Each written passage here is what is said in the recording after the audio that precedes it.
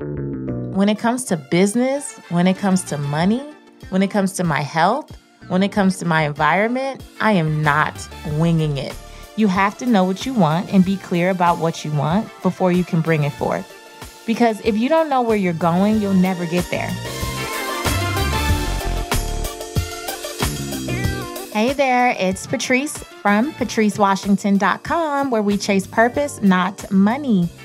Welcome back to Redefining Wealth. And if this is your first time, then just welcome. We are so glad that you are here with us joining this community of some pretty amazing people who want to live their life's purpose, find fulfillment, and earn more without chasing money. And we do that by really digging deep into what are the practical things that we can do on an everyday basis to really just find wealth, or as we call it, well-being, in every area of our lives. And so if you're new here, I really want to encourage you to subscribe. You're going to love it. Just keep coming back and check out the pillars, the 6 pillars which create redefining wealth. Those were our first several episodes. I really hope and pray you'll enjoy those too. One of the pillars is people. So that's about creating relationships that matter. And if I sound super relaxed, it's because I am. I just came off an amazing, it was more than 48 hours. I declared on Instagram a 48-hour fast. You can check that out, Seek Wisdom, PCW. And I actually went longer than that. I did Friday, 6 p.m. until Monday at 8 a.m. And oh my gosh, first of all, so relaxed. I feel so clear, so connected to my husband. We took a little vacation. We drove down to Newport Beach and did some spa time and just really hung out, reconnected. And you can really thank my husband, who'll be joining me actually in December, because we're going to do an episode, 10 lessons of what we learned in 10 years of marriage in honor of our anniversary. So that's coming up. But you can thank him because we really got a chance to talk through the things that we're going to do individually and corporately to finish this year strong, and really looking at determining what's important now. Because you know how it goes, right? There's so many holiday parties and extra events and activities. And even though you're planning for the new year, it's really easy to get caught up in being busy, but not necessarily being productive. And every year, really more so around October, like early October, as I plan for the next year and really work hard on my fourth quarter goals, I think about what it will take to really finish the year strong. Because what we do in these next several weeks, guys, is really what will set the precedence for what our next year looks like. I really believe that. And so if you have been one of those people who sets these goals on January 1st, you do your New Year's resolution and you set a few goals, and then you look up at a time like this and you're like, oh my gosh, 10, 11 months have gone by and I have nothing to show for it. I'm no closer. Then I really want you to perk up a little bit, maybe take some notes, even mental notes if you have to, because this is really going to be for you, but really for any of us who just want to make sure that we finish strong, because we all have the best intentions when we set out. But the reality is, intentions without a sound strategy is just wishful thinking. And so it doesn't matter how often you say, oh my gosh, this is my year, this is my season, this is my time. You're not fooling anyone. Well, maybe yourself. But you're really not fooling the rest of us if you don't have a solid plan in place. And so what I want to share with you is stuff that I think you can use over and over again. You can use this anytime you want to finish the quarter strong or the week strong or the month strong. Like anytime you want to really hone in on what it is you said you wanted to accomplish and get some things done with massive action, then this is a great blueprint. So the first thing I really think is beneficial, at least it has been for me, is identifying what matters most. Identifying what matters most, because the first part of finishing strong is really just getting and keeping your motivation, right? To actually do what it is you say you want to do. And again, most of us have great intentions, but it's that implementation where we just it just falls through the cracks. And one of my favorite definitions from a book called The War of Art, it's by Stephen Pressfield. He basically describes motivation as this. At some point, the pain of not doing it becomes greater than the pain of doing it. Think about that. At some point, the pain of not doing it becomes greater than the pain of doing it. In other words, at some point, it's just easier to change than it is to stay the same. It's easier to take action and get up and go to the gym, no matter how insecure you feel in front of all the big buff dudes, because that was definitely a thing for me at one point, right? It's easier to take action and do that than it is to sit at home. And in my case, continue asking my husband if he can see my back fat through my clothes. Every time I try something else, like, can you see that? Can you see that? It's easier to take action and figure out, or even fumble your way through making more money than paying another late fee because you had to pay your bills late again this month. And let me say it the way James Clear, he's just a brilliant thought leader. I love his work. I follow this guy, and he says, every choice has a price. But when we are motivated, it is easier to bear the inconvenience of the action than the pain of remaining the same. Every choice has a price, right? So right now, in order to finish strong and get more done in these next, 45 days or so than you may have gotten done in the last 10 months, it's going to take you identifying something that you want more.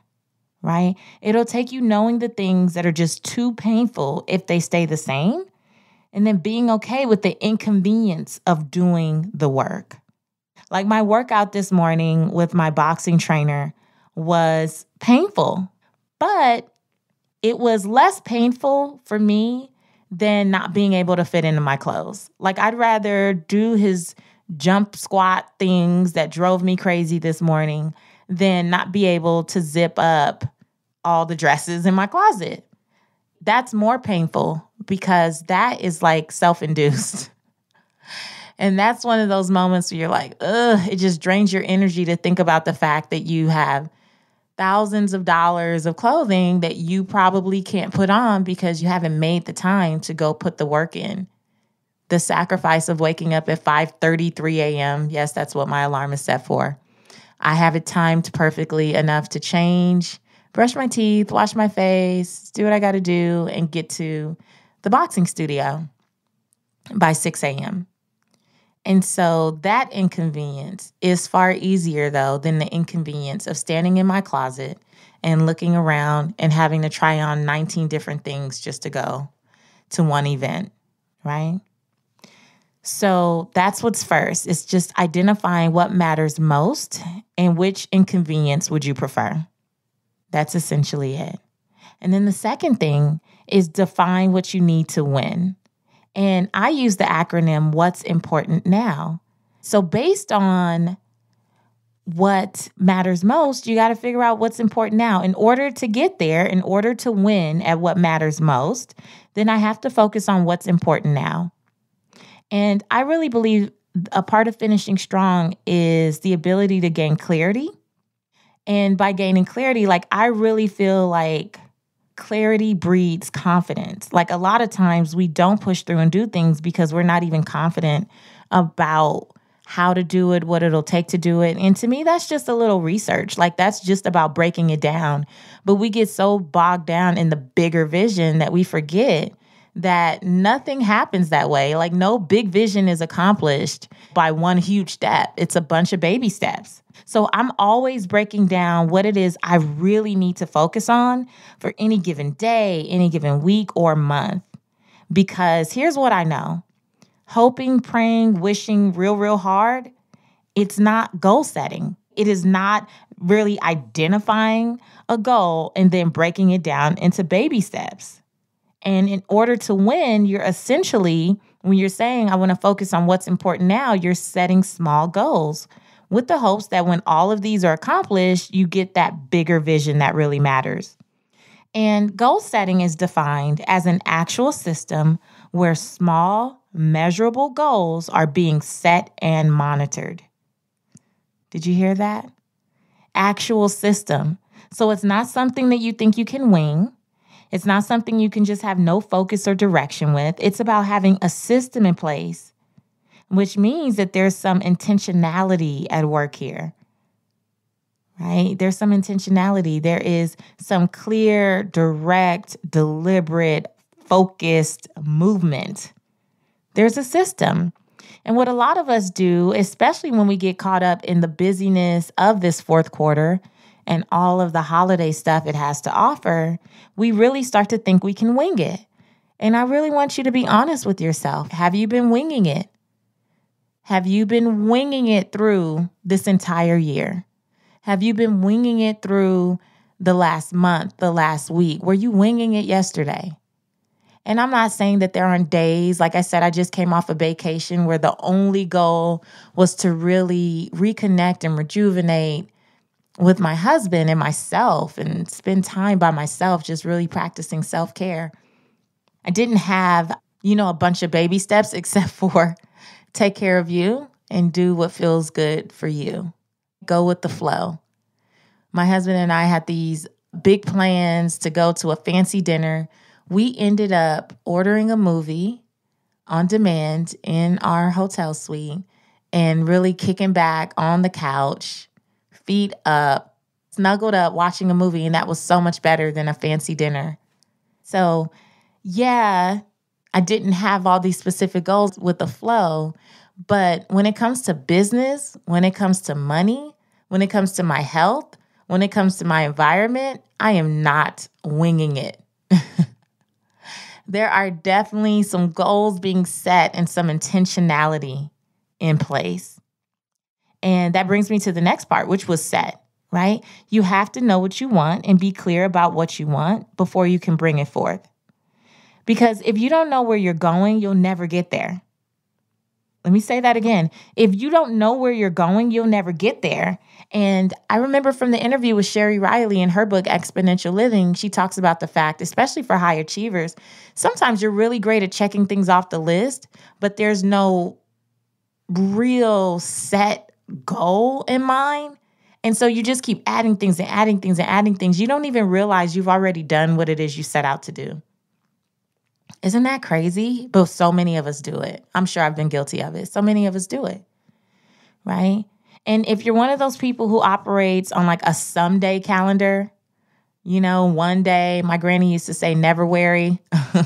Never worry was a month on the calendar. Like if you're one of these people who do someday, one day, one of these days is always your go-to thing, that means you're not really setting anything that you're clear about. It's impossible. Because when you're really setting something and you know what you want, then you're also okay with defining when you want it by. That's an important part. And then another part with goal setting, if we're using that definition that I gave, is it being monitored? Like, how are you tracking your progress? How are you tracking your progress? Like, if you've taken the time to break your goals down into smaller milestones, how are you actually tracking that? Like, I know people who use apps, but I am so old school. So in my office right now, I have those huge Post-it note posters. I don't know if you've ever seen them, like really big Post-it notes. And I usually do, what is that called? It's like a thermometer, I think, where right now I'm tracking getting certain things recorded. So I have them listed out and I'm kind of like filling it up because I want to be ahead of the game with my videos, my weekly videos, and some of my radio show segments.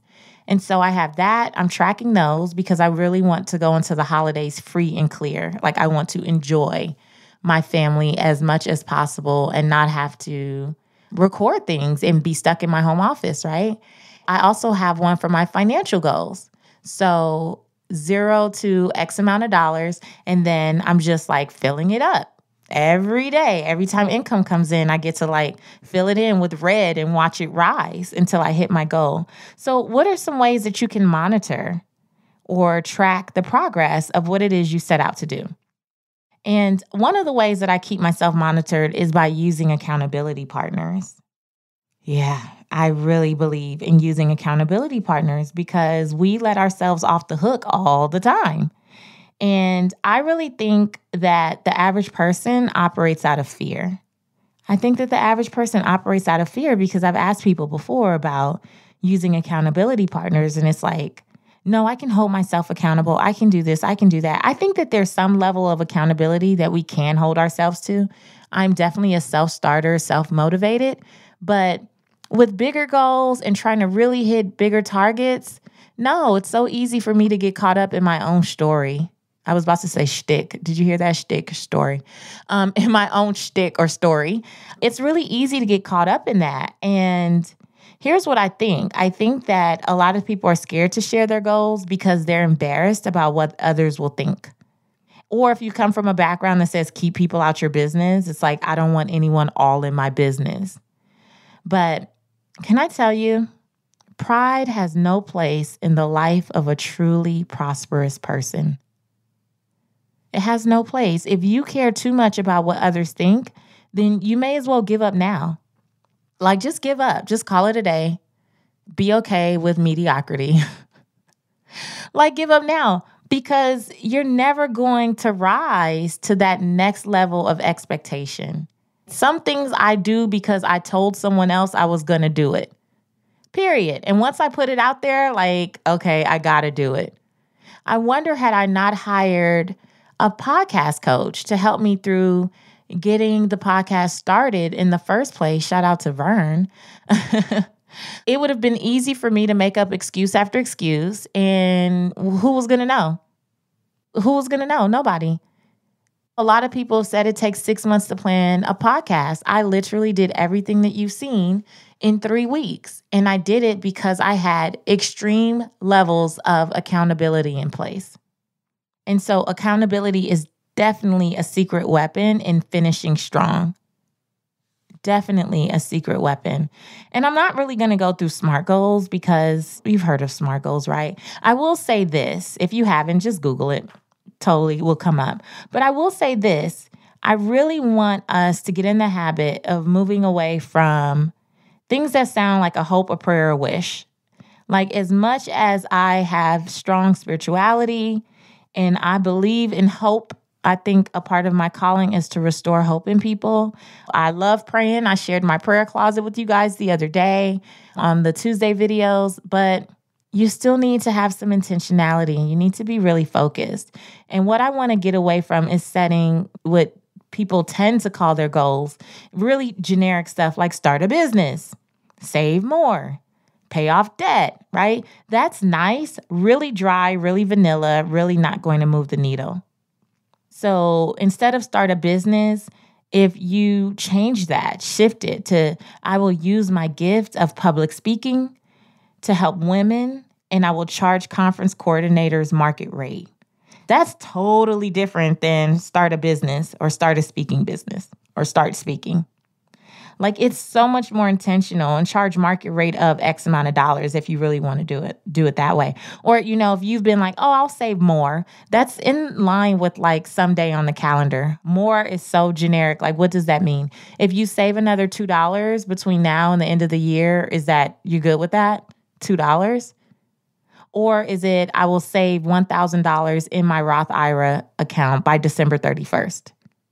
You see the difference?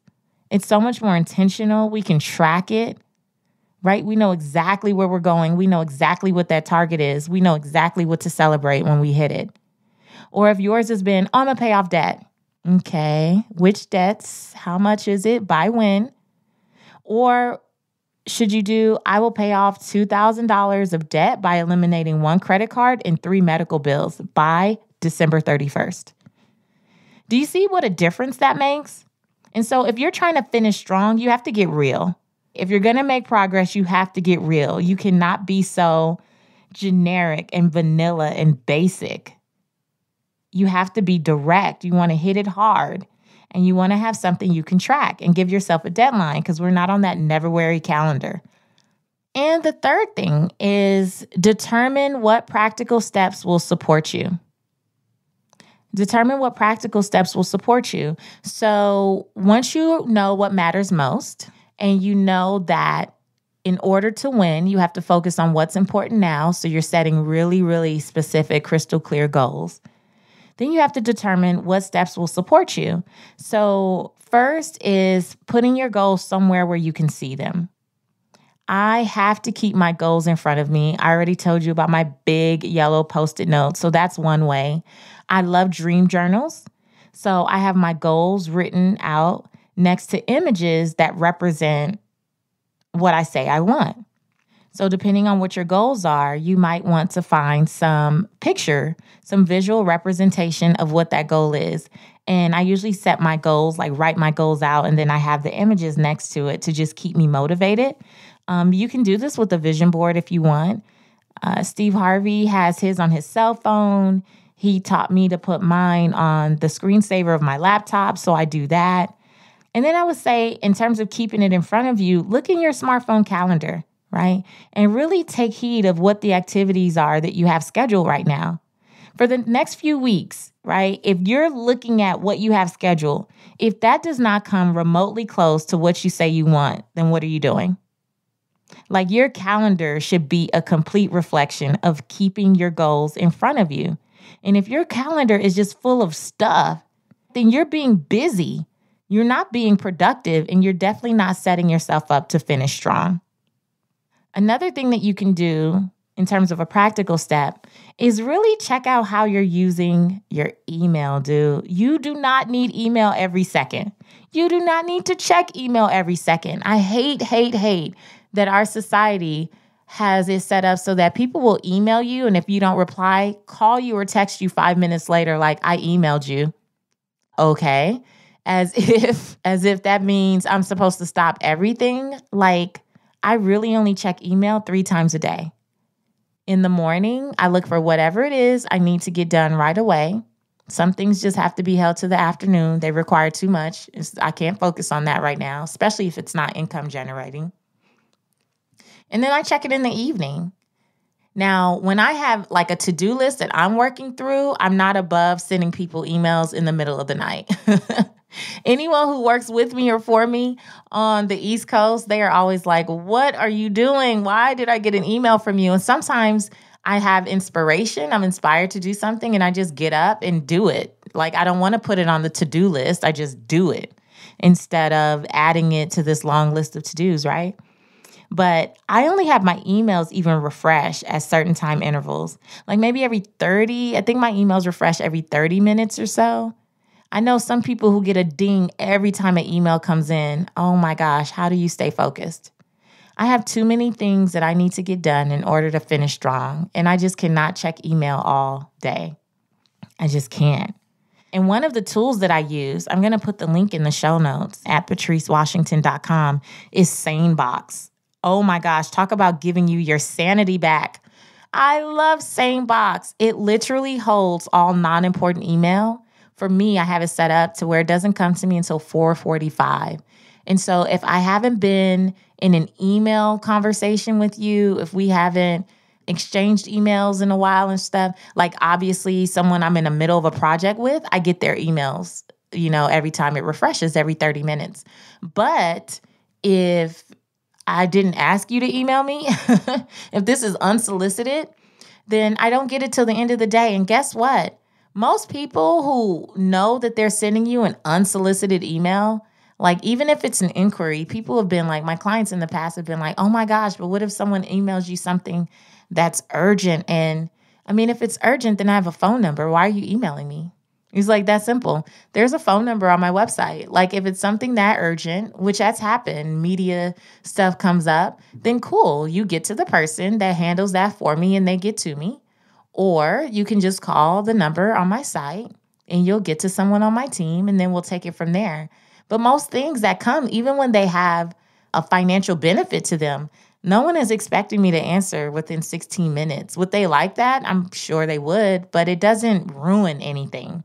And so you got to get out of whatever that story is that says you'll miss something or people won't want to work with you, or it's not true. I really think that by managing how you deal with your email, you get to teach people how to treat you. You get to teach people how to respect you, and you get to put the time in that you need on your goals so that you can finish strong. Another practical thing that we can do is limit social media, right? I've been down this road, oh my gosh, which is why I deleted Instagram and Facebook and Twitter from my phone this weekend. Like literally, it was more than 48 hours. You can say almost like 2.5 days. I'm going to give myself all the credit. But I hate going down that abyss where I don't get notifications. So if you get social media notifications, like you might want to turn those off anyway. I don't get those. But when you post something and you want to keep going back, oh my gosh, did they see it? Did I post it right? What did it look like? Are people engaging? Blah, blah, blah. Like, oh my gosh. I hate looking up and going, oh my gosh, 30 minutes has passed by. Or getting lost in that abyss and you're just like on one thing after another. And you look up and you're like, where the heck? That is 30 minutes I could have put towards writing.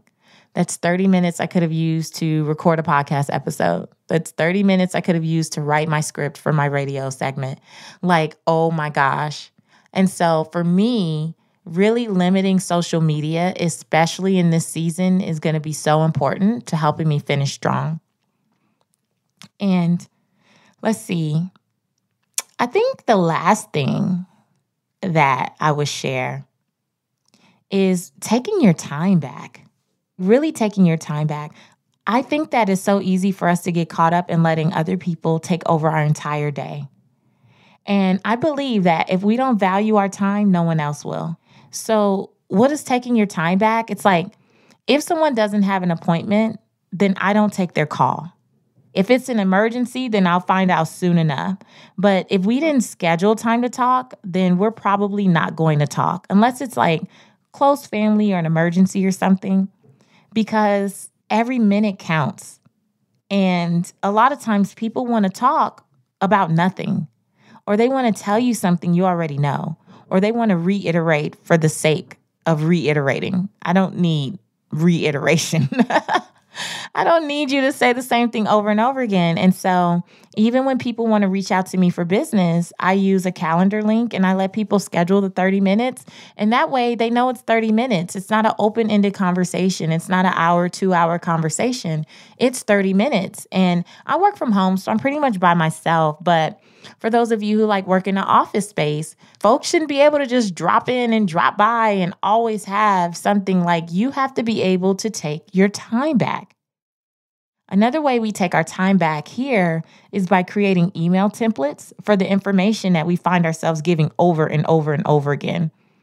I would rather go through the process of documenting all that stuff up front and then copying and pasting when I need it. You have to take your time back. Even eliminating any activities or events that just don't support what you're trying to do. And again, it's that season where folks want to invite you anywhere and everywhere because this is the season of being social. And I am all about being social with some type of purpose, but I can't be social when I got stuff to do, like when I have big things that I want to accomplish, because it's my responsibility to finish strong. It's my responsibility to really set myself up so that I can win next year, so I can win next week, so I can win next month. And I'm all about being social. I have a great social life, honestly. As much as I'm like a homebody, I'm an introvert for the most part. I know a lot of people can't believe that, but that's more so about how you recharge. So I recharge in solitude, in silence. But when it's time to go out, I really enjoy myself. When it's time to go support a friend, like last week, I saw a bunch of girlfriends. One of my girlfriends is having a baby. I went to see her, spend time with her. Then I had another girlfriend who was in town. We had dinner at an amazing vegan restaurant. Then Sherry Riley, who you know from the podcast. If you haven't listened to her interview, check it out. She's amazing. She was in town doing a book signing, and I went to support her. So social life, yes. And the purpose is not always about making money. Remember, wealth is about well-being, and one of our pillars are people. And so making an investment in those girlfriends and spending time with them was not only, hopefully good for them, it was great for my soul. It really helped me get some clarity around what's important. Those reminders of what's important and who's had your back and whose back you need to have. So That's still doing it with a purpose, but I won't go to networking events where people are like shoving cards in my face and talking nonsense. Like, I don't have time for that. I could be at home really getting something in, like really getting it in and getting something done. Like, I'm not participating in random activities that don't make me healthier, smarter, wiser, wealthier. Because if they're not doing that, then they're wasting my time. Television, probably wasting your time. Hanging out aimlessly, probably wasting your time.